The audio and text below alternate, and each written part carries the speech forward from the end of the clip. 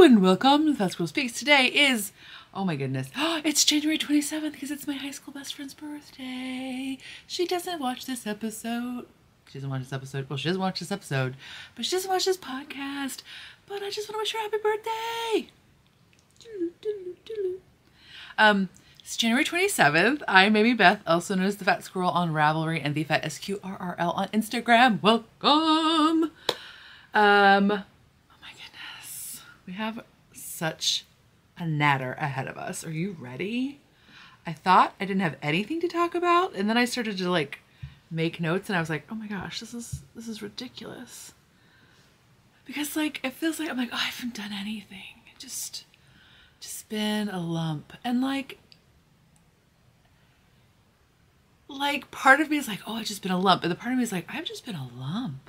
Like, that's good. You know what I mean? Like, I don't know anymore. Capitalism is confusing. I don't know whether I should be like self-flagellating for not doing enough, or whether I should be like, hey, I'm chilling out because this is nonsense. I think it's really the latter. I just have to like break a lot of conditioning to get there. Right? Like being a woman, being a fat woman, like being like raised by boomers, like you're really in this position of just being like, oh, I am just the laziest sot on earth. And then you're like, no, really, dude. Somebody just taught me that. Like, I don't mean like a person. I mean like, I was just taught that. So I would just keep making dinner and keep my mouth shut. Yeah. Anyway. So today's episode will have shenanigans. Mostly of the mind, but some of the world, the corporeal world. I started to say the temporal world. I don't even know. I gotta watch more Star Trek apparently. I'm getting confused. Or maybe I need to watch less. My husband has started watching the original Star Trek, like the Leonard Nimoy, William Shatner Star Trek. Notice I put Leonard first. Did you know that Leonard did a bunch of photography of fat babes? R.I.P. Leonard. Anyway, I shouldn't take liberties and call him by his first name, Mr. Nimoy. What was his name? Oh, it was a temporal corporeal. Yeah, he started watching the original Star Trek. Do you hear my mind deciding whether or not I should tell you this like TMI moment? Let's just have a TMI moment.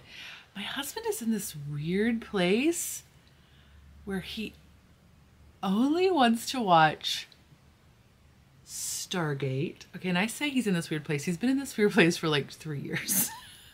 He only wants to watch Stargate, either original or Atlantis, although I haven't seen Atlantis in a while. Star Trek Next Generation. We dabble in a little deep space now and again. And then original Star Trek. And Antiques Roadshow. Actually, that's not true. There are other PBS ones. What is he? Secrets of the Dead and American Experience. So like that is the like. But anyway, it is interesting. I didn't watch Star Trek, the original Star Trek, as a young person. Like I did not. And as an adult, I pretty much enjoy the first couple of seasons. Well, there's only 3 seasons, but you know what I mean. Like they're actually quite enjoyable. Have you watched them lately?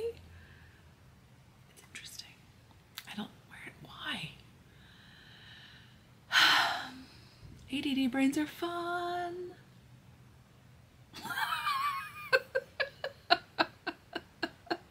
Until they're not. So mostly shenanigans of the mind. I have some sewing. I forgot to tell you about a few sewing things I finished, so I'll talk about a little bit about those. And I have a little bit of like this much knitting, but it's been very enjoyable knitting. And some spinning, and oh my goodness, it's madness in here. Okay, so let's just get into it. Okay, let's administrative things. So if you're a patron of the podcast, I am currently like formulating prizes, so I will get back to you hopefully next time. But but also in administrative goodness. I have started taking a screen printing class, like very spontaneously, impulsively. I signed up for a screen printing class. Now it's with the same instructor I took my last like printing on fabric class with. So, and I have been wanting to take a screen printing class because I did find I really love the aesthetics of block printing, but I would like to work with making more fabrics for bags and like combining maybe the aesthetics of block printing, but with like the consistency of screen printing might be where I want to be. So I just want to explore that a little bit more. But that is all to say that as I was getting out all of my like materials and stuff to start this class, I uncovered some bags that I made for you a while ago and then just kind of like put aside because I was like, those are garbage. But then when I looked at them again, I'm like, those are not garbage. They maybe like it's right. It's that thing where it didn't turn out like you wanted it to in the moment. But then if you like give yourself some space, you can allow it to be the thing that it actually is. So I don't think they're like, okay, whatever. I made these and they're not hot garbage. So I'm going to put them up in the shop. I'm still working on pre-orders, but I'm hoping to have those out by the, well, it may not be the first, but close abouts. So I'm going to put just these, there's only there's only 5. I'm going to put 5 bags up on February 1st. That are these little printed, or these little bags that I printed. And then February 15th, I will have an update. It will involve birds and cats. If you liked the medieval, like the, what period was that? Regency period?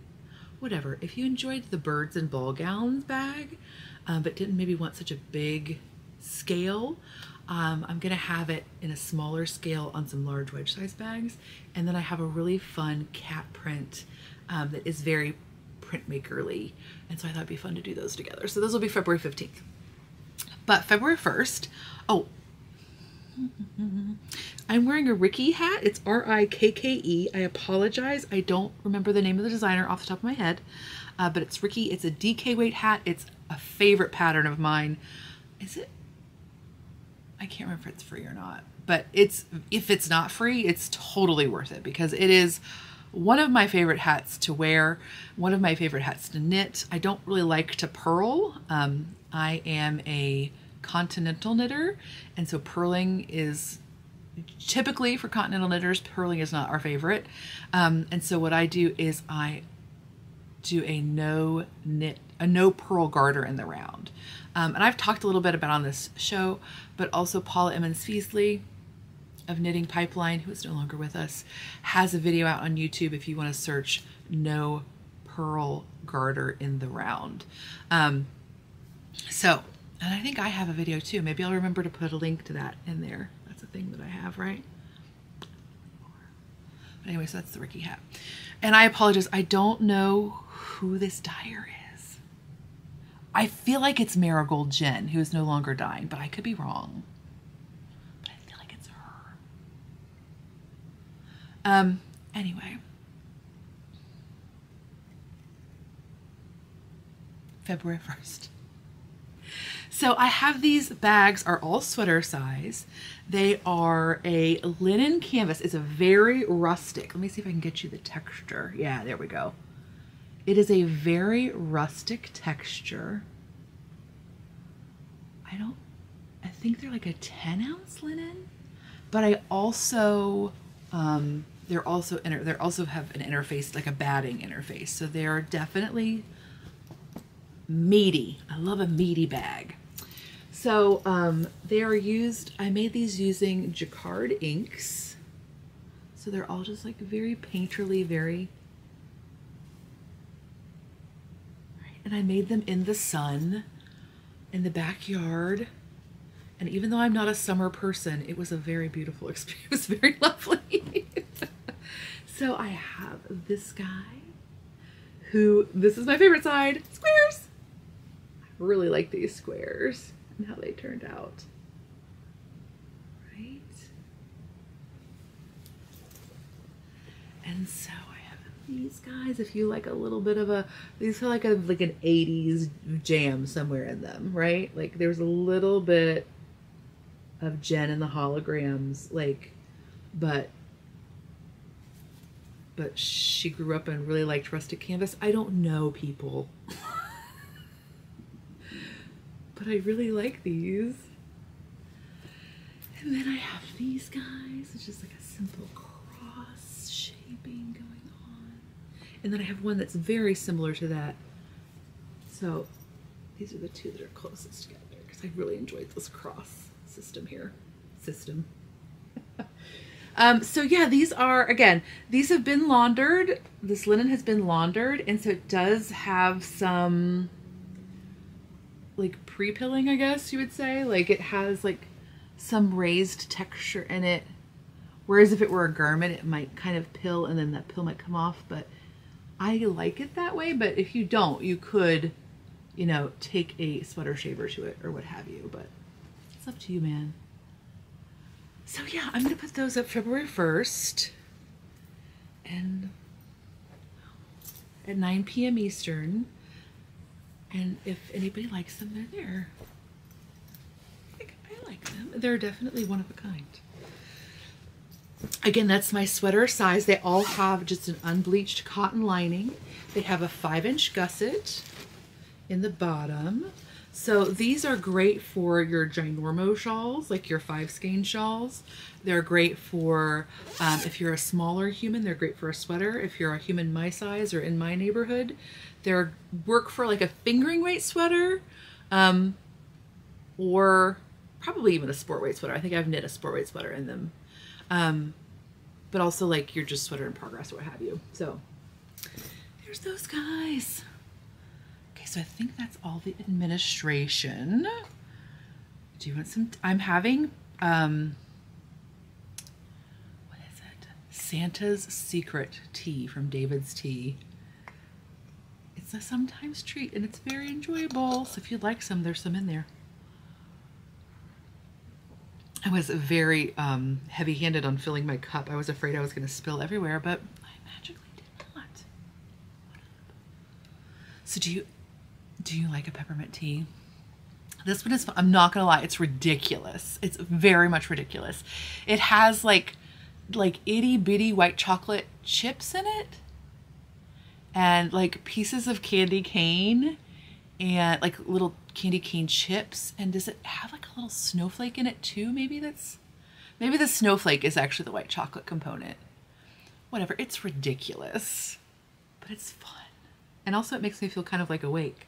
It's like smoking a menthol cigarette, just kind of, it's invigorating.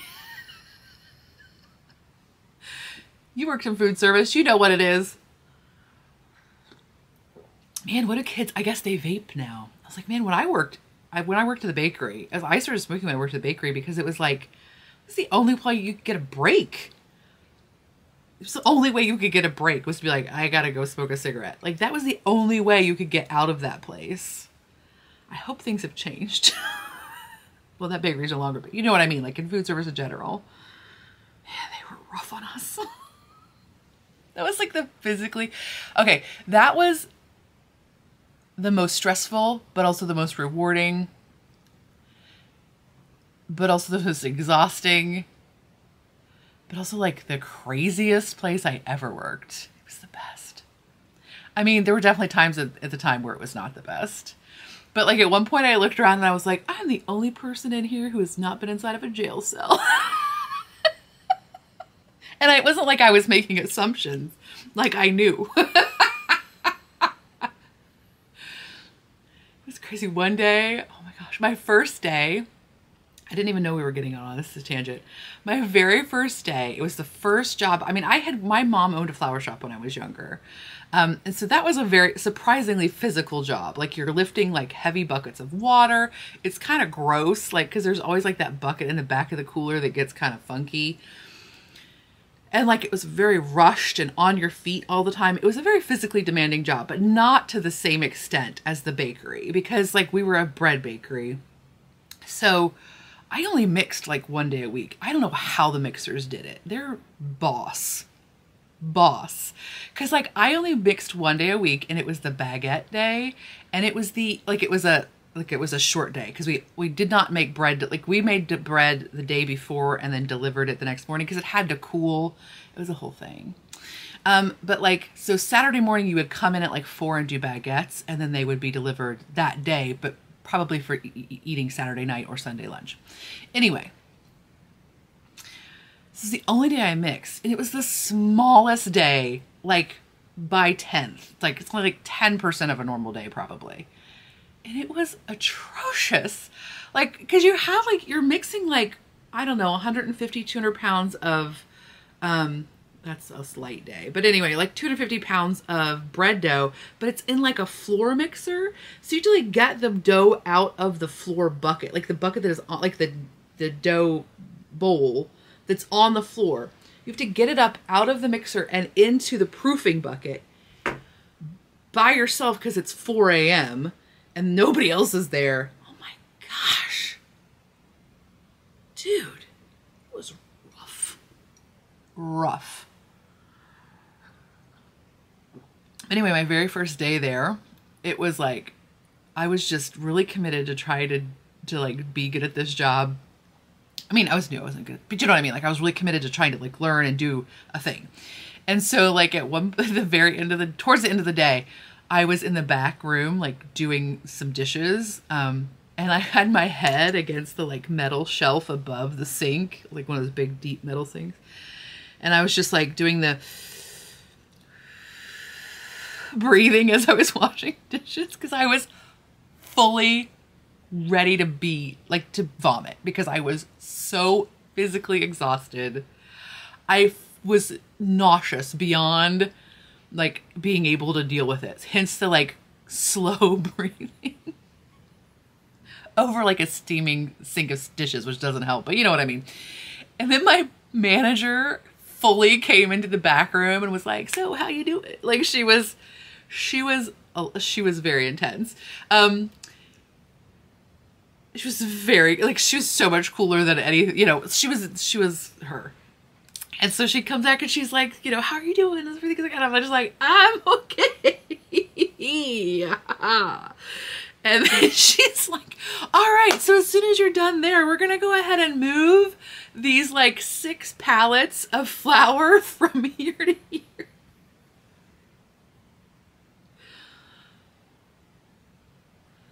So I was already so exhausted that I was contemplating just dying. And then she's like, "Let's move 6 pallets of flour."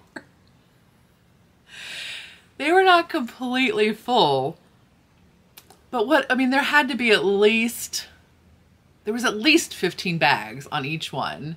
And each bag is 50 pounds. So that's 750 pounds. And then there were 6 of them. So, you know, yeah.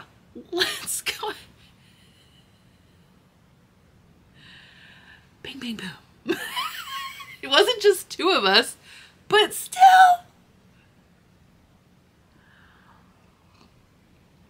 I'm sorry. Oh, speaking of bread though, segue. Didn't do it on purpose, but there you have it.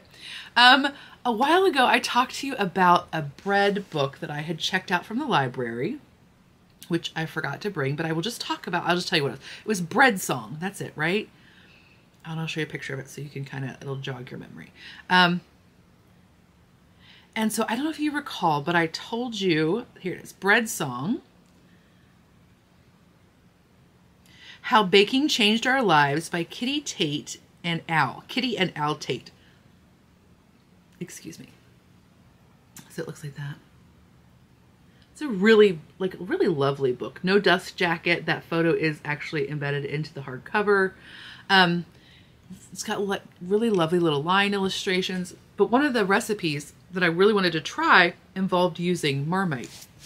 So it was a basic overnight dough proof, like a no-knead kind of bread, right? Like you just mix up, it's just a basic flour, water, yeast, salt. You mix it up the night before. You let it proof however you want to, just like as a shaggy mess. Usually I just do it in the mixer bowl. And then the next morning you shape it she has you shape it onto parchment, I think, and then just drape it with a towel. I have proofing baskets, so that's usually what I use. They're just like plastic bowls that you know what I mean. They're proofing baskets. And then so you form it, you let it hang out for about an hour, and about halfway through that process, you turn your oven on as high as it'll go. I have a gas oven that goes to 500, so that's usually what I do, and put in a cast iron Dutch oven. I use a Lodge, like non-enamel. You do not want to, I can't imagine that you would want to use an enamel pan. Lots of times the handles are not heat proof that high, but B, if you have an enamel pan and you don't put anything in it, usually that enamel will crack. From my experience. Not with this process, but with heating the pan before I put stuff in it. So just like a Lodge one, that's the least expensive option. I think when I got mine, it was only like $20. I'm sure they're way more expensive now. But or if you have an old enamel one that's busted, go for it. Because you're gonna put your bread on parchment paper anyway, so there's no worry about it sticking really. So you heat the oven with the Dutch oven in the oven, and then you take it out. I invert my bread basket, my proofing basket, onto a piece of parchment, and then use the parchment like a sling to put it in the hot Dutch oven, put the lid on, put it back in, and then you do the cooking per however you're doing it. That was a lot to say that it's a basic overnight. But anyway, she has one that she calls the comfort loaf, where you add 1 to 2 tablespoons of their English of Marmite. I ended up getting Vegemite because I could not get a hold of Marmite. Last time I went to visit my mom and stepdad, they have a Jungle Gyms close to them, Cincinnati, Ohio. And they had Vegemite. So I used that. Oh, you know what? I actually should show you the bread. Okay, I meant to do that. I'll be right back. Okay, so I just wanted to show you my bread. Now, this is the first time I've made this one specifically, and I will confess that I had like a weird deadline where I had to go to the dentist. More about that later. For an appointment, and so I had to kind of rush the bread a little bit more than I would have wanted because of my timeline for the appointment. So it could have proofed a little bit longer. You can see down here it's a little bit more compact than I would like. But isn't this fun? This is actually an all white flour bread. The Marmite is just like that strong. Isn't that awesome? So I'm interested to see what this would do if I did give it a little bit better proofing time. Because Marmite, Vegemite, whatever, they're yeast extracts, but I'm curious to see like what they would do. I want to play with it a little bit more just to see what happens. Because it was a little bit cold in the house for the amount of time I proofed it, but it's really nice. It's like, as a US person, I've never had Marmite or Vegemite. And if you are a US person, you don't know what those are. They're an acquired taste, from what I understand. But it lends a really interesting flavor. It has like an extra layer of like an umami, like almost sort of like a cheese essence-y kind of, like that's the best way I can think of to describe it. It has like something about like a cheese to it. Anyway, it's just very pleasant. I'm looking forward to experimenting a little bit more with it, experimenting with like a whole wheat with it, and just to see what it does. But it made a beautifully tender crust. Like, I haven't made like a pure white flour loaf in a long time, because usually they're just kind of bland. But I was just curious with this.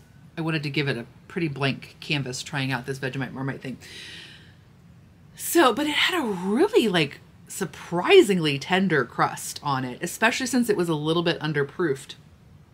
But it did really well with the pan. Like sometimes if you have something that browns beautifully, like it'll get too dark with your pan, but mine did really well. I did take it out of the pan So the cooking instructions have you cook it. I did turn my oven to 450 because that's what she recommends. I turned it down to 450 when I put the bread back in. I did not add, she has you add a couple tablespoons of water to your cast iron pan. I did not do that.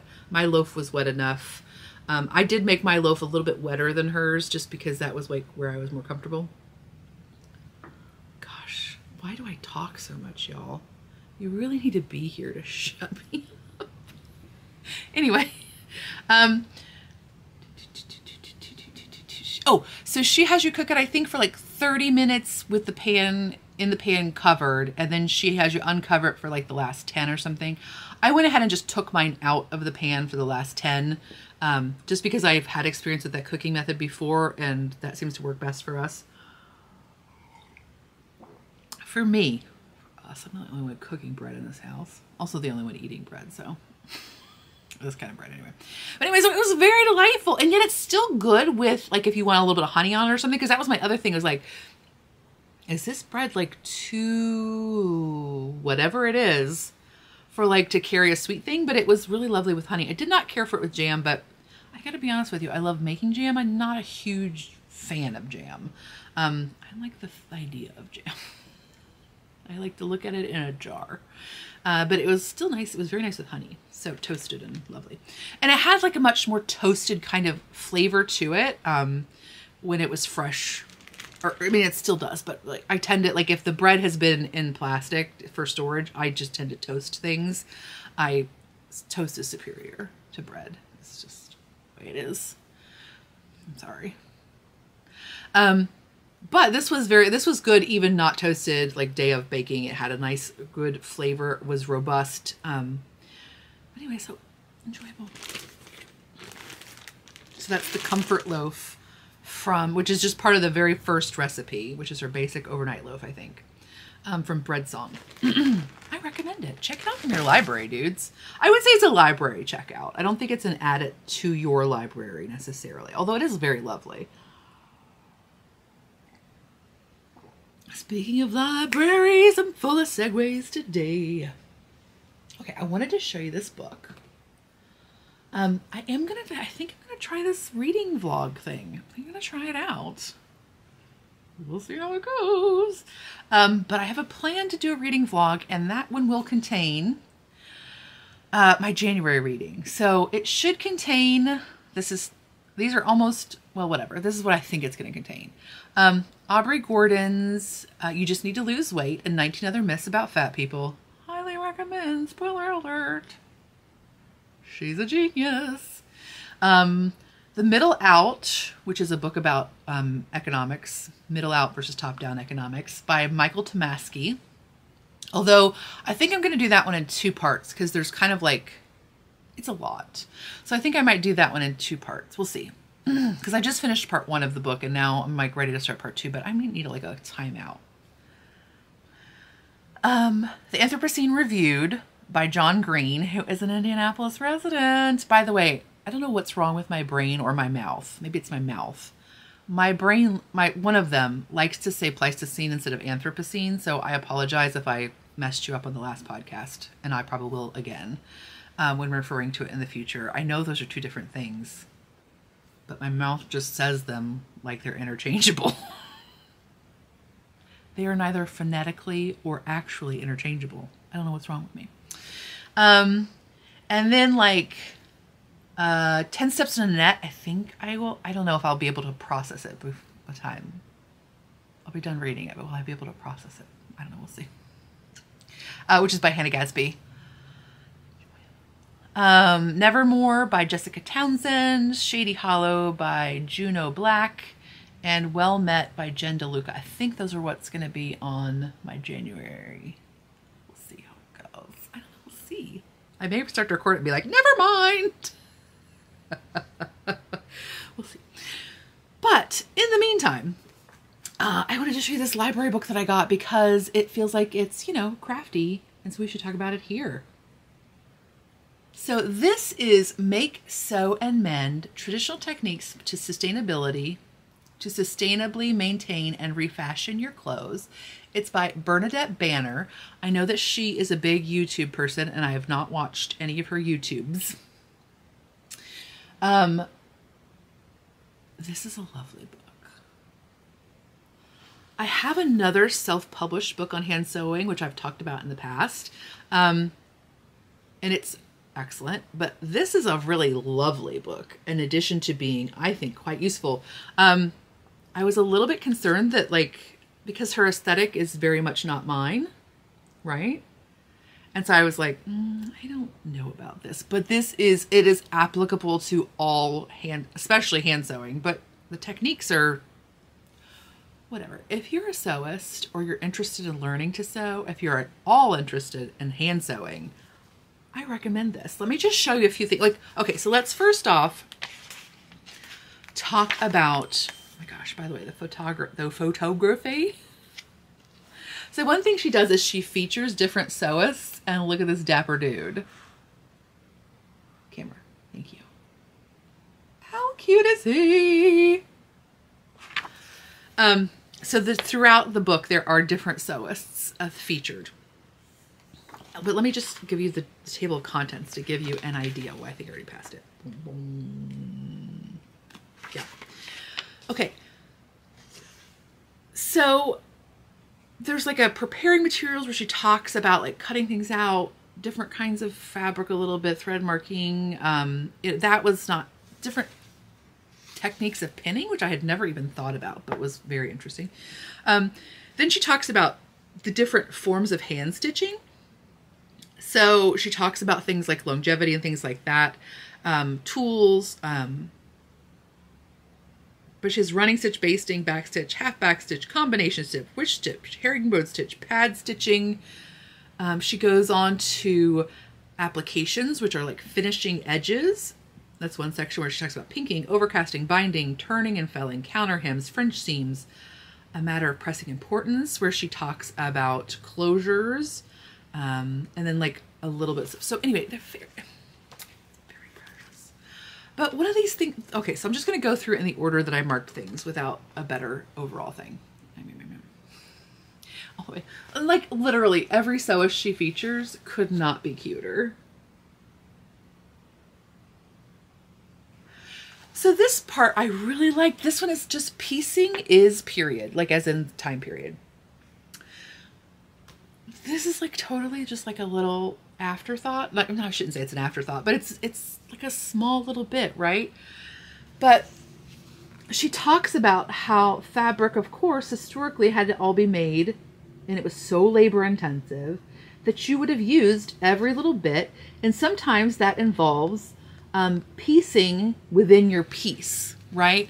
So usually if you're making a garment, you have a lot of waste fabric. And ways to minimize that are to maybe cut like your front piece out but then to use the scraps from that to like piece together a larger piece to make your sleeves with, or does that make sense what I'm trying to say? And so like, it kind of makes me a little bit like kooky wacky when we there's like this thing about like zero waste sewing patterns, and I'm not against zero waste sewing patterns, but I do think that that name is really deceptive, because oftentimes they take far more fabric than a non-zero waste pattern would, because they're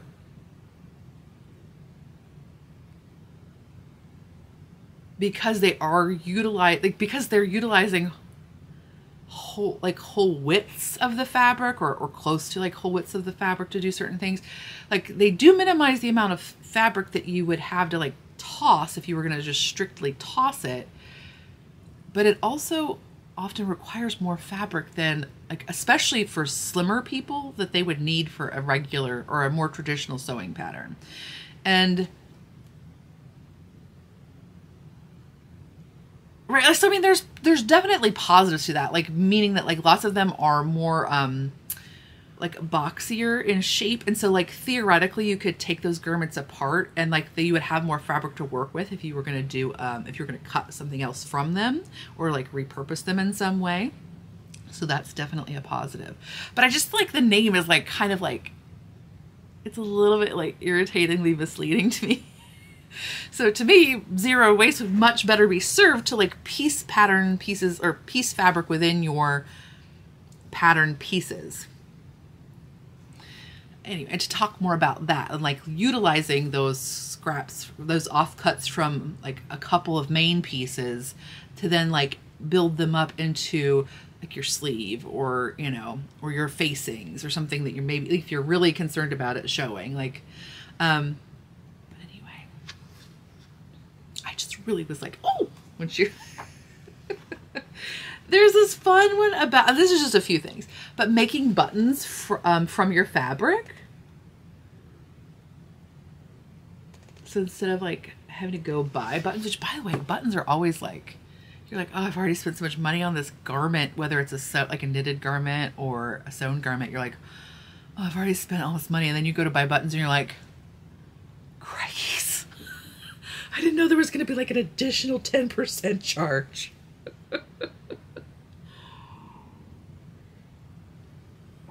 So I liked that one quite a bit.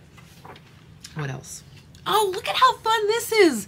I don't even use hook. I have done something with a hook and eye, but like, look at how sweet this way to sew a hook and eye down is. Like, oh, isn't that precious?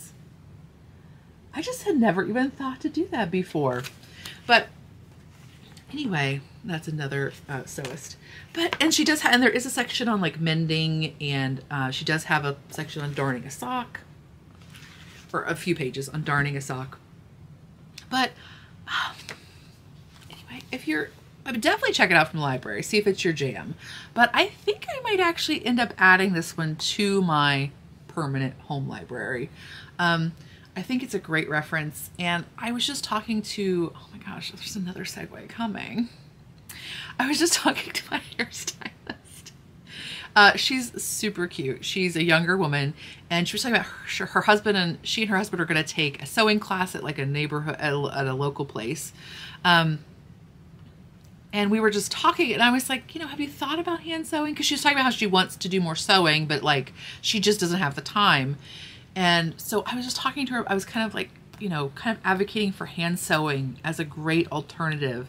I feel like so much of the block of sewing is the stuff, right? Like you have to get out a machine. Maybe that's the machine that's been in your closet for 20 years. Like maybe it's your dad's old Singer, and like maybe it needs to probably get repaired, or you start to use it and like you get a yarn snarl and or a thread snarl and you're just like, oh, blah, blah, blah, blah, blah.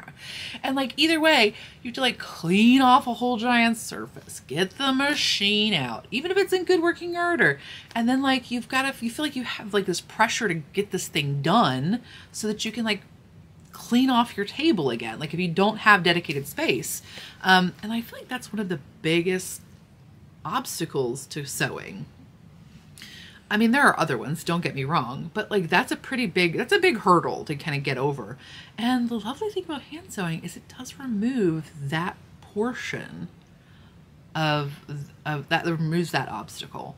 So like I know that like sometimes like I think her initial reaction, and most people's initial reaction to hand sewing is like, oh, I'm not old timey, you know, like I don't have time to sew, I don't have time to hand sew. But you know very good and well with knitting, like you can fit in knitting in a lot of different places, and hand sewing is the same way. You know, like she has her own salon. I was like, you know, I mean, no pressure. Like I'm not gonna I don't get a toaster for converting you or anything. Although, but you know, like you're gonna have downtime between clients and stuff, and like sure, you're probably not gonna have a sewing machine out, but like if you have some hand sewing to work on, like that's something that's very doable in those in-between times. And it can be like a small craft project, but it could also be like an actual garment, like Bookhow, Bookhau, I want to say, on Instagram. I don't know if she's still posting or not. I haven't seen her stuff, but I don't know if that's the algorithm or what. But anyway, she talks about like hand sewing and like that. Like there's also like it slows down the decisions. Like if you're sewing by machine, you have to like be really on top of your directions. Like, okay, I'm gonna do this. It's gonna take a minute and a half, and then I'm going to do something different. I'm going to learn a different thing, and then I'm going to do that for like 3 minutes, and then I'm going to do this, and then I go, oh, I got to do, okay, so but instead of those, like, it feeling very condensed like that, like I need to be on top of this, you know, it turns into more like, oh, I have this seam to sew, and like that's what I'm going to do tonight, and then like after that's done, I'll figure out what to do next. Like, so it expands that process, which again, I feel like part of it, like sometimes we're like, no, but I want to get it done faster, but there are benefits to expanding that process, right? Like, A, you're probably less likely to make mistakes because you're like starting to do something, you're like, this doesn't seem right. This doesn't feel right. And so like you have time to like stop a few stitches in, rather than like the equivalent amount of sewing machine time might be that the whole seam is finished. And then you're like, wait, that doesn't feel right. And so now you have to like take out a whole seam. Anyway, I'm just saying, just think about it. Put it in, if you're interested, just put it in there, let it ruminate a little bit. I think it's amazing. And like you can be amazingly efficient, hand sewing. Like it's like anything, like you have to get practiced. But again, like spindle spinners, lots of times, if you're doing spinning, if you're comparing it to spinning, like a lot of people use spindle spinning because, you know, it may not be quite as efficient, like in one-to-one time, but I can spindle spin while I'm waiting for water to boil. I can spindle spin while I'm waiting for like my teen to figure out what shoes they're putting on. You know what I mean? Like, just a thought. Great, there's a car alarm going off. So anyway, that's Make, Sew, and Mend by Bernadette Banner. Okay. One of these days it's gonna be me, and I don't even know that I have a car alarm. So I would definitely not want to turn it off.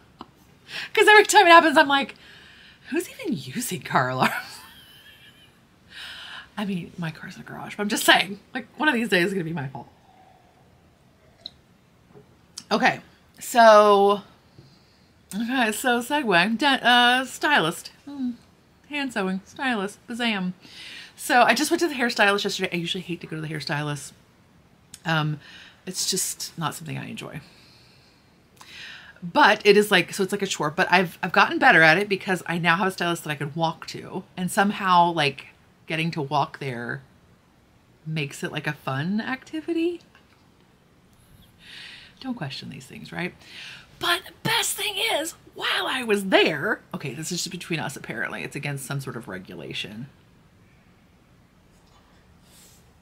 It's definitely not a stylist I can walk to.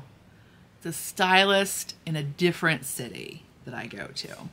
And while I was there, the other person who had an appointment brought in their dog. It was so funny because she was like shampooing my hair. My person was shampooing my hair, and she was like, oh my God, Lily's here. And I was like, like I had never heard her use that like pitch of voice. And I was just like, what the hell is Lily? Lily's a dog, so of course she used that voice. It's like when I forget that I'm not with the teen and I'm like with other people and I just scream when I see a dog. Like the teen and I have a shared language of squeeing over people's dogs. Like, you know, like, oh my God. And so I forget that I'm like with other human beings, which is not very often, but occasionally I forget. And so I just like, oh my God, look at those Frenchies. And then I'm like, oh wait, these people are not on board. But anyway, it was so delightful that A, she got so excited to see the dog. And then the dog was so stinking cute. Apparently it's a very fancy dog, but she's darling. She's a golden doodle, but she's white, which is apparently like a thing. Like, are there white golden retrievers? I don't know, but she had the poodle coat.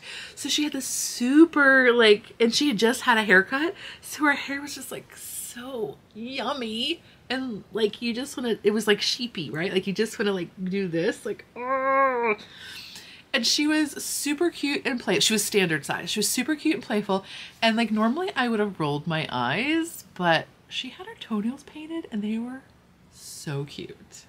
Like her little front, cause like her way, her little paw, she kind of had like a poodle cut a little bit, like not extreme, like not like the bowls around the feet, but like a little bit more fluff around her feet. And so her little pink toenails like really stood out and they just suited her so well. And at one point the stylist was like mixing up to put the like glaze on my hair. Because look, it's fancy, right? It's richer and copperier than my natural color. I just want to appreciate it for a minute. And so she got something off the shelf and the dog was like, but then the dog wanted to play. And so it was so stinking cute. Again, to see the dog play, but to see an adult play with the dog at their place of business.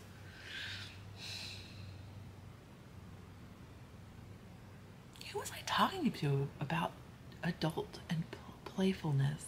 Oh, I was talking to a teen about primates and like adult primates and their playful interactions with the younger primates. I need to learn more about that because we do not play enough as adults. I mean, we have lots of fun, right? But like physically play. Like I feel like I'm playful in my mind and like playful in humor, but there's like a different thing about physical play. I think we need to have more of. Anyway, I guess if you're doing like exercise right, it is playful. I shouldn't say that. I'm sorry. You do you. But anyway, like I was just like, that's so fun to see an adult be playful, like in like a very demonstrative way, like in an unself-conscious way. It was really lovely. So anyway, if there's a bill to like, I know some people are freaked out by dogs. I would never be like, dogs need to be in every salon every day. I know that people have issues with dogs. But man, I wish there were more dogs in salons and other places. And that they would play with me. It was so cute. Okay, now we talked about that. What else do we need to talk about? Oh, and it was also fun because I got to walk there in a snowstorm. But it wasn't like a terrible snowstorm. It was just snow. It wasn't like it was like that temperature was like right about like, is it going to melt? Is it not going to melt? Like, are we going to get 8 inches of snow or are we going to get half an inch of slush? It was like that kind of snowstorm. So, I mean, that's right. I didn't walk there. It was very far away.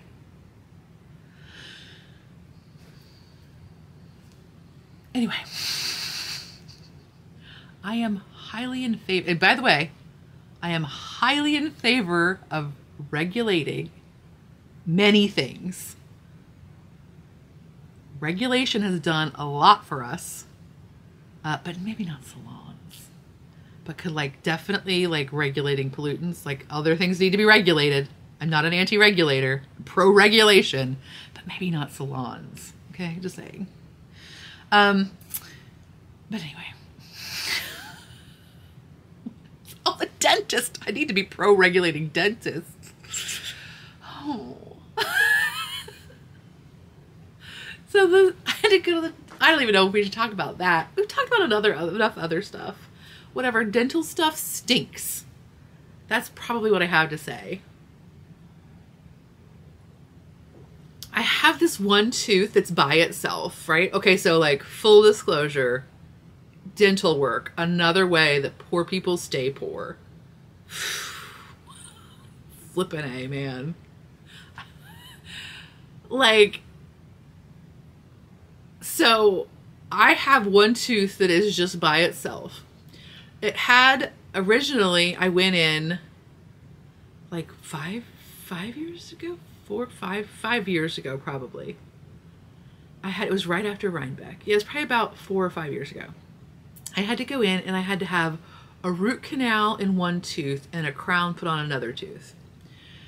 Okay, fast forward. The root canal failed. My face swelled up like this. The dentist was like, well, we could either send you to like the fancier people who fix teeth. Like, I can't afford any fancier than y'all. That's as fancy as I can afford. And I can't even afford that. Like, we can just send you to the fancy place that takes care of teeth, and maybe they can save it, or we can pull it. And of course I was like, pull it. My face was like this big. The doctor was like afraid that I was gonna get like, you know, terrible blood poisoning or whatever. So that means I have this one tooth with the crown is just by itself. There's no tooth in front of it. There's no tooth in back of it. It's like a molary kind of tooth. Well, the crown is like, keeps coming off of it because like it's tilting forward. The other teeth, like apparently the other teeth are just gonna like fall out of my head that are above it because there's like no teeth to hold those teeth up anymore. Capitalism needs to talk to my teeth about being lazy. Is what they need to do. Lay off of me, talk to my teeth. So these teeth that are above it are just gonna like fall out of my head. And then this tooth is just gonna like shoot forward. And then these teeth are gonna shoot back. And there's just gonna be like a dynamic fusion explosion in my face. That's what's gonna happen. I'm full English. I'm ready to go full English. Like, I don't even, like 1970s English. Like, just pull all of my teeth and give me the dentures. I don't. Because the two options to like have this like process stopped, like all this shifting, and again the crown just like coming off because it's like one tooth by itself that's also tilting forward, so it's hitting this, when I bite it's like hitting this thing weird. It's causing like all this like extra clicking in my jaws. But so is the price of this thing. That's the stress that's causing all the clicking in my jaw. So like one option is to do a bridge, which they don't even recommend you do anymore. It's like a very old school situation. Like, and also one of the teeth that they would have to put the abutment on, like, so they like basically have a fake tooth that's tied to the two adjacent teeth. And like they would have to grind down a perfectly good tooth to put a crown on it to like stick the other tooth in there to keep the other tooth from moving around. I'm just gonna put like, it's gonna be like the table leg that's wobbly. Like, just gonna put a napkin in there. Just gonna put a napkin in the tooth hole. Like a chiclet. Yeah.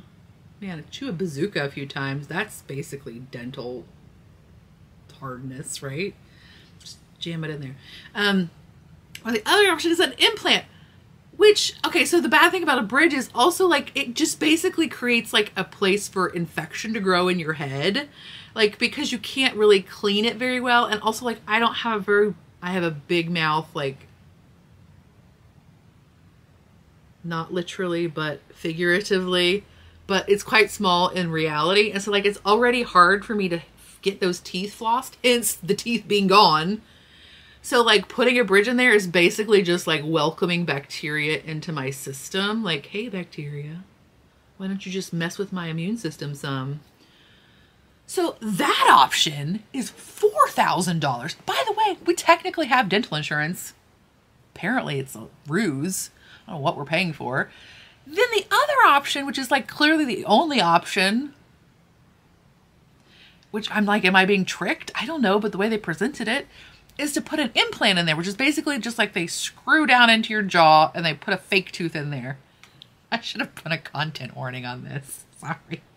Whatever. If you had issues, you heard dentists, you were running the other way.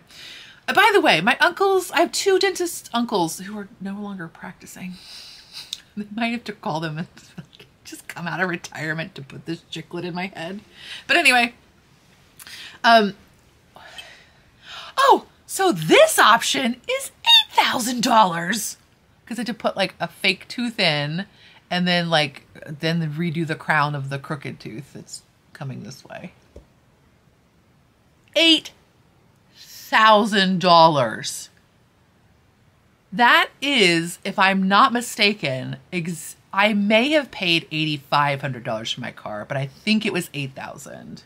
And that was a lot to deal with. How does the car cost the same as a tooth? How? And this is not even our medical. Like, if you're not in this country, this is just, the dental costs are way less than medical costs.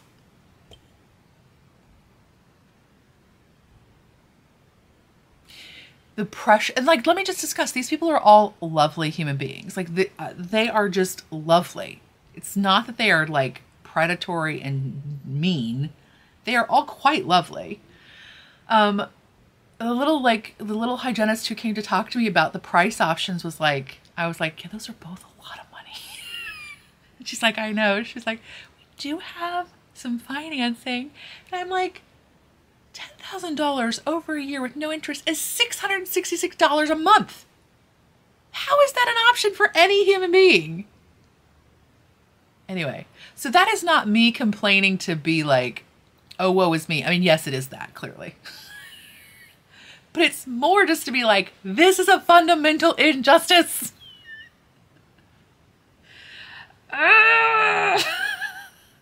It's not okay.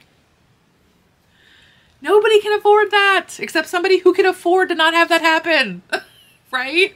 Like if you've been able to afford dental care in your 20s and 30s, you're probably not going to have that happen.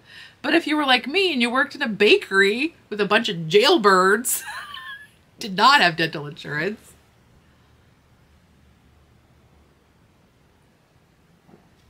Hence why I will be talking about the middle out economic principles before Michael Tomasky in my next reading vlog.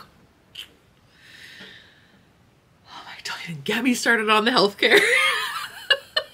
But I just wanted to share with you so that A, you can be like, oh man, me too, let's commiserate. Oh my goodness. Or if you've been blessed to never have any issues with your teeth, who are you? I don't know. But like, just be thankful for a day. And also be aware that some of us are having a hiccup about it. Oh my Lord. Oh my Lord. So anyway, those are all my shenanigans. Let's talk about craft stuff. I finished my Merchant & Mills Florence top. So I'll put a video, I think, of that in here.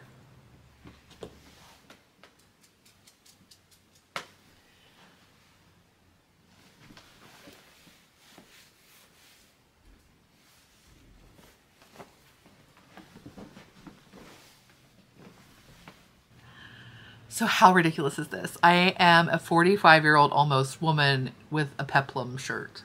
And it's got bunnies on it. It's not an everyday wear, like for me. It's kind of hard to layer a peplum. Like it's kind of like I'm not real confident about how to like put things over it. So I tend to just either wear it by itself or like with a t-shirt underneath of it. It would be very cute with like a button up under it, but I don't have a button up. Whatever. Like it does feel kind of, I need like a cropped sweater. Probably if I wore a cropped sweater over it, it would feel more natural, but it's kind of strange to layer, like for me in my brain. But I also kind of dig it. Although I did wear it the first time in very windy conditions. It's not recommended. It does want to like lift up. It's like, well, I'm wearing high-waisted jeans. It's fine. Also, whatever, it's fine. But it's fun and playful. I think if it didn't have bunnies on it, I would wear it a little bit more often. But for some reason, when I saw this fabric with this, it's a cotton and steel. Was their like last Halloween collection? I think. Yeah, like it was their 2022 Halloween collection. I don't know, for some reason I just was like, it needs to be that shirt. And so the Merchant & Mills Florence, I've made the dress before, which I really like. It's a super gathered skirt, hence the peplum. And I don't know if you could tell, but like it's a higher in the front, lower in the back bodice, but you can flip it around if you want to.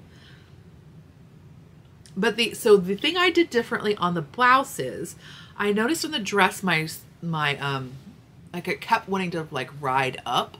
Like it wanted to slide back on my shoulder. And that's not a problem I usually have with shirts.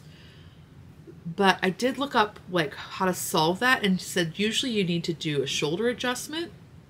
So I moved the shoulder seam an inch towards the front. It's not a hard adjustment. Basically you cut an inch off of the back shoulder seam and attach it to the front shoulder seam. you do have to do a little bit of playing because there's oftentimes a little bit of shaping on a shoulder, but you know what I mean. And I was like, that's not going to work. That seems fake. Like, that's too easy of a, like, how would that, moving the seam, like the shape, the overall shape is still exactly the same. How does moving the seam change? Like, it doesn't make sense to me, but in reality it did. It was much better. How is that possible? I still can't get my head around why that would make any difference. Like, the shape is exactly the same. Why does it matter if the seam is here or if it's here or if it's here? Like, I don't understand.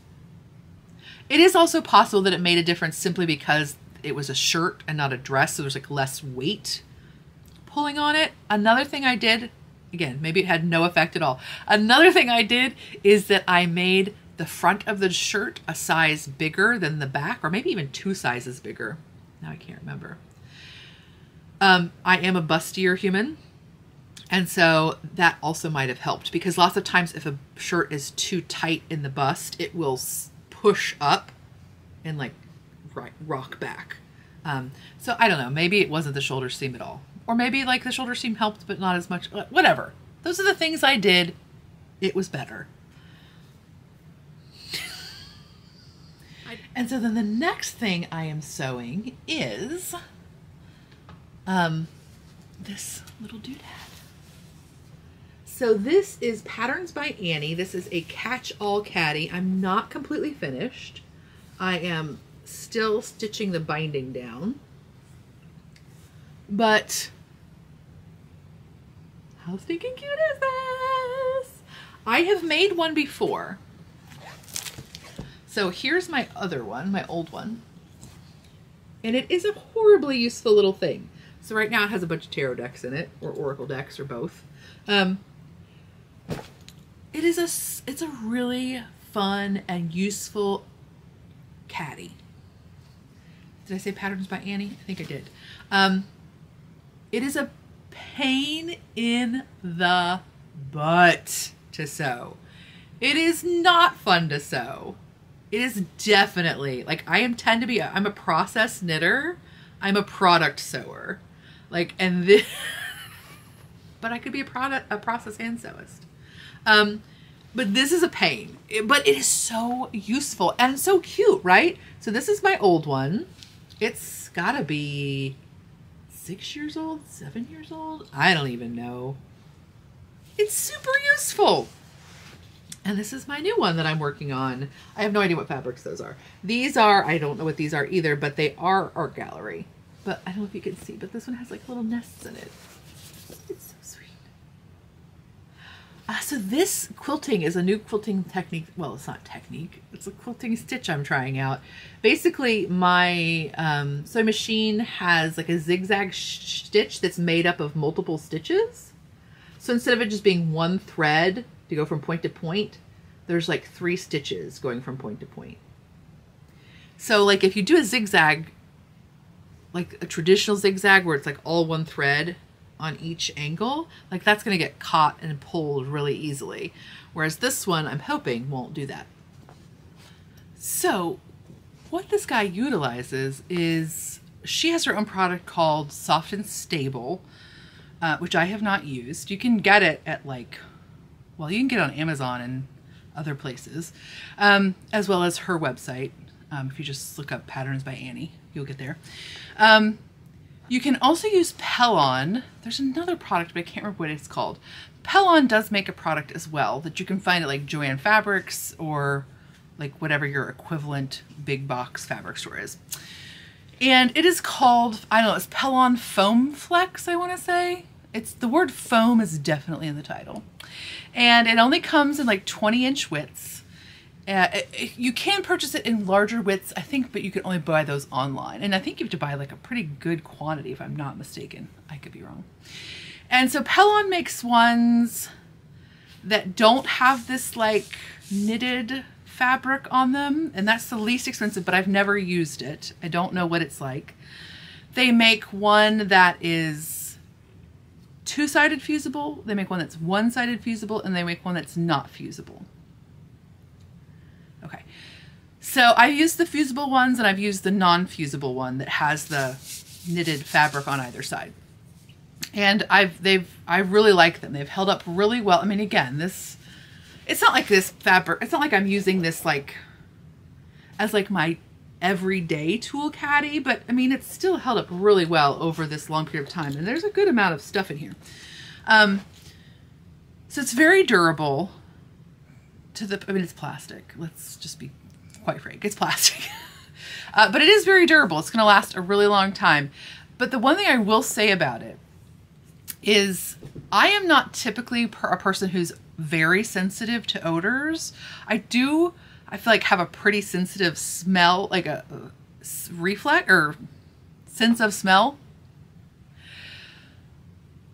And I do get overwhelmed by odors sometimes, like incense and things like that, but I wouldn't say I'm particularly sensitive. This, however, is definitely not good for you. If you're going to buy it and you are sensitive to odors, I would definitely recommend going to a fabric store where the bolt is out in the open and it's like shedding its creepy stuff everywhere. If you buy, you can also buy it like in like pre-cut in a plastic sleeve or whatever.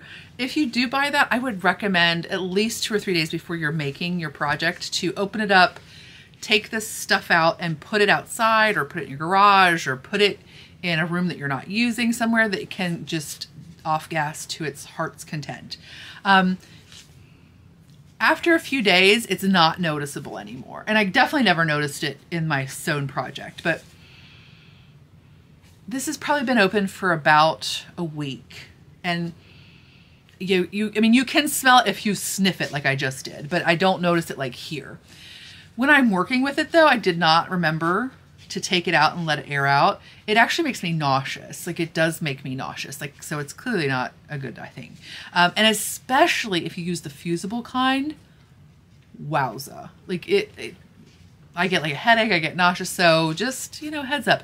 Now the Soft and Stable, I've never used it, but I wonder if it's better because, I mean, in terms of like the smell, because I have this pattern as part of a Craftsy class. So there's a Craftsy class, it has this and I think like some like kind of hat box shaped boxes that like nest, if I'm not mistaken. I've not looked at those, but and so in the class she talks about whether you should use like 505, like the spray adhesive to glue down or temporarily glue your fabric down before you're quilting it. So it's like you're glue basting it instead of pin or whatever basting it. And she says that she has asthma, so she doesn't use that. So I wonder if her product is a little bit less off-gassy. I don't know. But it's definitely something, if you are super sensitive, just look at, like, you could just Google it and see if there's anybody else who reports that it's better. Okay, that's enough. I will continue to use this product, though, because it really does a great job in giving you, again, this does have like a foam core cardboard in the bottom. It actually just has a piece of cardboard, but I do prefer foam core. And that's what I have in the other one. But it's really lovely and it stands up so nicely by itself.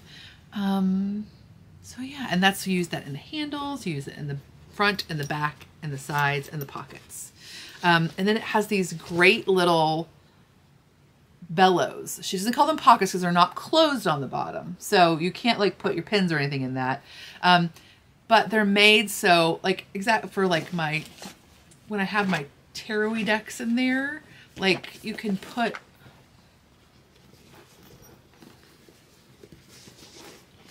like, you know, you could put a little notebook, you could put, you know, whatever. But just not little things that are going to get lost. There is a zipper pocket on one side. So if you do have little bits that you're afraid of getting loose, then you can put them in there. Boop. And then the other difference is, okay, so in the one I made originally, she has these little handles. And basically what she does is when you're doing the bias binding on the outside perimeter of the bag, she just has you like continue it and like just not attach it here, and it makes like a fun little pull tab. But I ran out of fabric because I completely miscut something. Full disclosure. I miscut something, so I did not have enough extra fabric to do that. And I certainly didn't want to try to, I probably could have like scrimped, but I was just like not in the mood. But if I do it again, I do like these little things, because if nothing else, they're fun to like be able to hook stuff onto and things like that. And she uses them like to pull it around on your table. That's not really what I need it for, but you know, however you're using it. It'd be a great bag for like your board games, like your little individual, like your little board games that don't ever seem to fit on a shelf right. But what I wanted this one for is, now that I'm trying to read a little bit more, I'm trying to focus on reading a little bit more. And part of that is when I read nonfiction, I really like to have an actual physical book.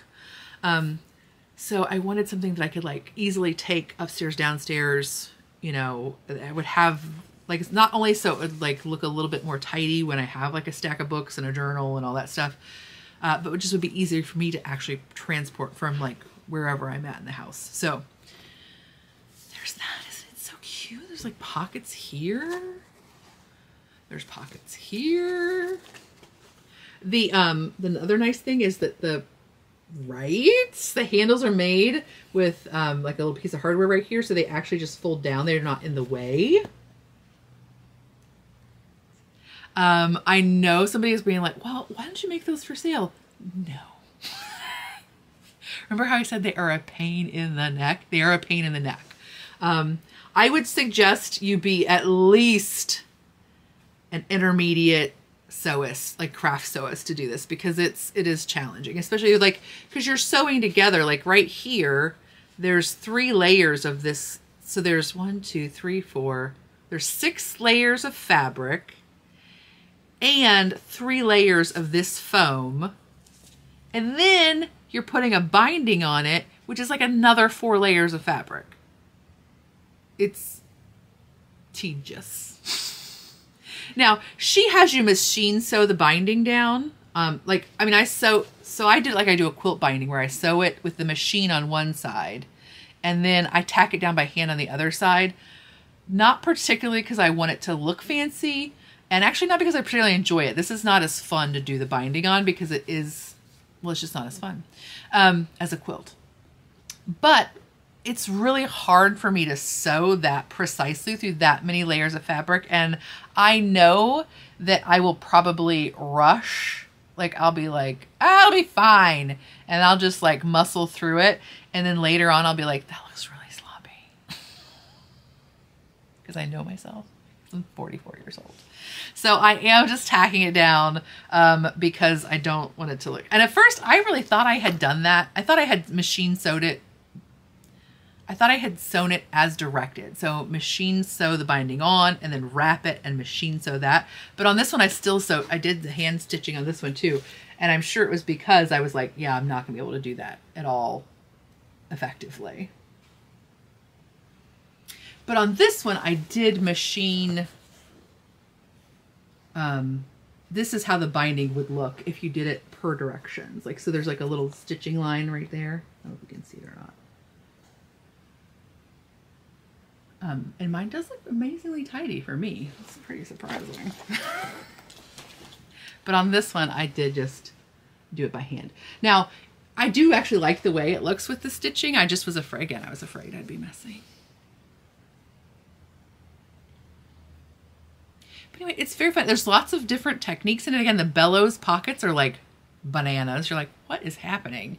And then they're like, oh, so fun and tidy, you know? It's a great way to use a fabric that you just love. It would be super cute pieced, like patchwork pieced. It would be darling. And again, I just find it to be a very useful doodad. So that's the All Caddy by Patterns by Annie. And I am doing I have no idea how her directions are. I've never actually followed her written directions. The Craftsy class comes with like a PDF download, but it's like very abbreviated. I imagine it's very abbreviated directions because it's accompanying a online tutorial. So I don't know. I can't attest to their pattern writing proficiency, I guess, or understandability. But I'll tap back in if I do finish this mixer cover.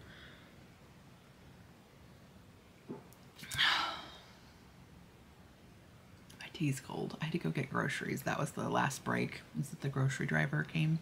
I got my Kroger delivery girl lady she was younger than me, but my Kroger delivery lady was so cute. She was very petite and very round, and she had like those holographic, I don't know if that's what you actually call it, but like those boots that are like, they were like holographic-y, and like a super bright like tie-dyed knit cap on. She was very cute. But anyway, she was just like so perfectly like, just like, oh, she was so cute. But anyway, okay, so okay, so that's all of the sewing. So now for the 2% of the podcast, which we will talk about wool. I'm sorry. I did do some more finishing on my mini skeins from my bat vent. I'm still not completely done. I've been doing some like woodworking and some shelf making, and like it's just been bananas up in here, y'all. But like, and so I don't know which ones I've shown you and which ones I haven't. But look how cute. So these are the bat vent minis from Knit Spin Farm, and I have spun each of the bats on a drop spindle, and then I have plied it with a mohair silk single, like a commercial one, like Knit Picks is a Loft, I think, or yarn.com's Southampton.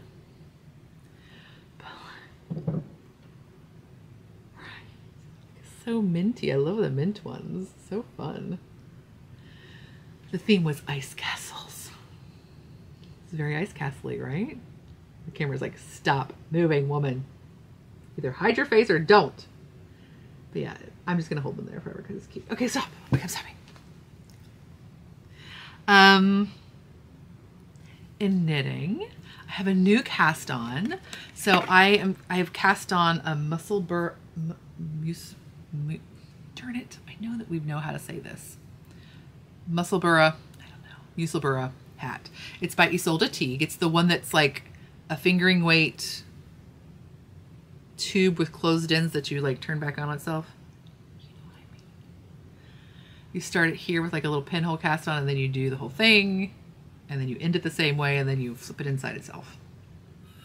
But anyway, so I am using this fiber oh wait, that's the retailer. I'm using this Earth Yarns URF Unique UNEEK fingering weight 100% extra 100% superwash extra fine merino. And this is this colorway. It's a number colorway, right? Color 3001. I purchased mine at the the Wool Gathering. Oh my gosh. It's from Fiber Fusion, and they're in Vandalia, Ohio. So I bought 2 skeins. So one of these skeins will be a prize for patrons, and I'll announce it in the Patreon thread. But just so you know, I did buy 2 skeins, but then I decided to make this hat for the teen. And so I'll have an extra skein. So I'm curious to see how it's a long striping. So it's a self striping, but it's supposed to have a longer repeat. So I'm interested to see how this one will knit up.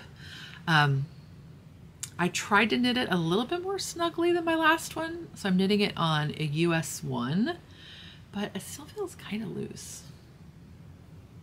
I knit my last one on a similar superwash merino self-striping, a traditional self-striping, and it's kind of flaccid. I would like it to have a little bit more body. So I was trying to knit it a little bit smaller, but I'm not sure. I think it is still a little bit firmer gauge. It's a little bit limp. But so yeah, so there's that so far. The great thing about that pattern, if you don't know, is it's written for multiple gauges, and you don't need to know your gauge before you cast on. You just pick a needle that's appropriate to your yarn, and then you measure your gauge when you have enough stuff to measure, and then that'll inform how many increases you do and whatnot. And if you weigh your yarn and you're fairly consistent, you can use up all of your yarn, because you can just make sure, like, when you're done doing your increases, measure your yarn at that point so you know how much you've used for your growing or collapsing part of the hat. Gosh, So you need to have that much left. You can just knit until you have that much left. Or you can knit till like the pattern tells you to. I'm just saying. Okay. And then I have also knit on my Stephen West Hybrid Knit Along Aurora Cabin shawl. Dude, this is so enjoyable. So I'm on my second of 5 color sections. This is a section that has 5 colors. It's the same one as this. It just repeats 3 times. So there's 1, 2, and then there's a third one. This is just stinking enjoyable, y'all. It's super enjoyable.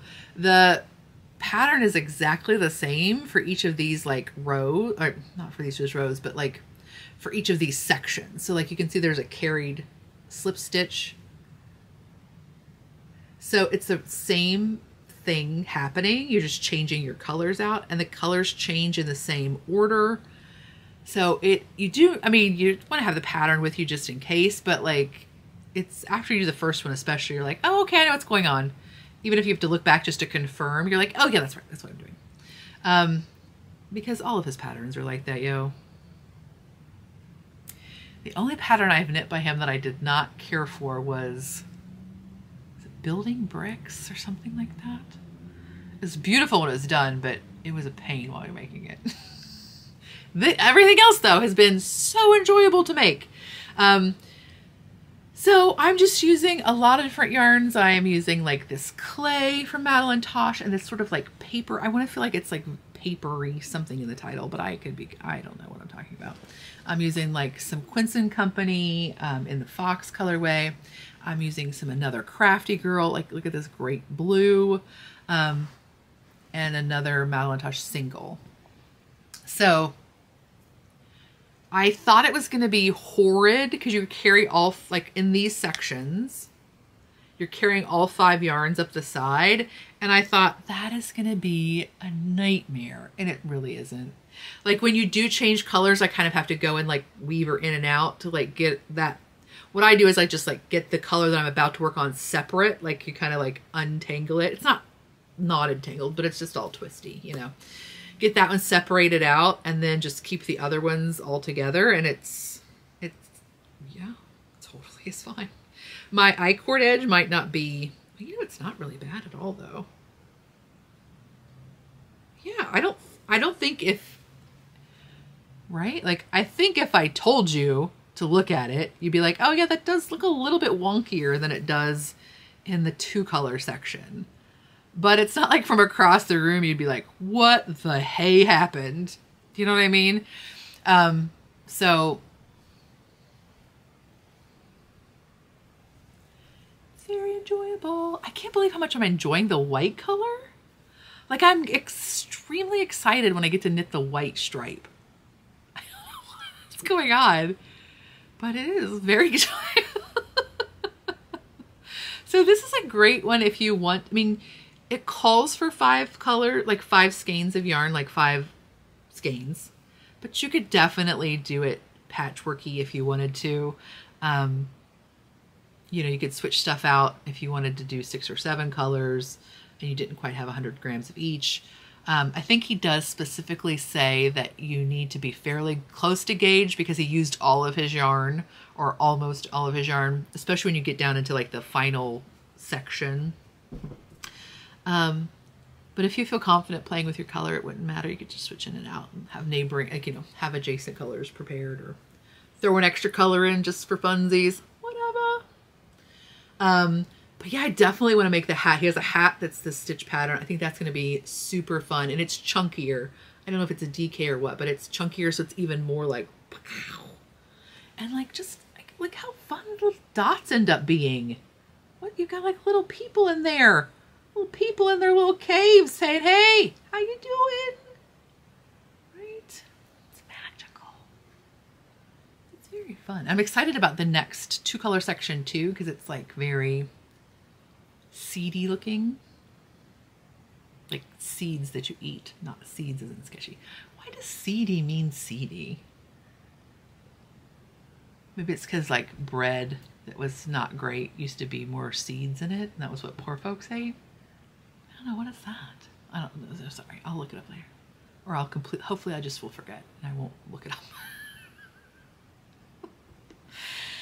So yeah, that's what I've been knitting on. I know it's not a ton of progress, but we're not keeping score, right? I mean, we are a little bit because I'm doing this thing with you, but it's fine. I got some wood cut at Home Depot. I felt very proud of myself. I've stained and sanded, and I haven't sealed, but I did like the pre-treatment or whatever, and that's been very enjoyable. Been doing some sewing. So yeah, doing my screen printing class. Is there gonna be a sumo screen print? You bet there is. Do I have plans for a frog and toad screen print? I sure do. We'll see what happens. Just like everything, I'll get it done and be like, this is garbage. So yeah, so like these bags that I thought were garbage, but now I don't think that anymore, are gonna be in the shop February 1st. And there'll be a regular update February 15th.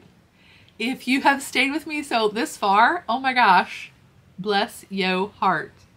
Thank you so much for watching. Thanks for hanging out. If you did like the podcast, please click that like button and maybe even subscribe. I don't know, I don't want to push you, but just maybe. And just send a big mental thank you out to patrons of the podcast, whether that's through patreon.com or Ko-fi. You can find more information in the drop-down menu. Look at me promoting myself, okay? But at the very end. All right, I'll talk to you later. Bye.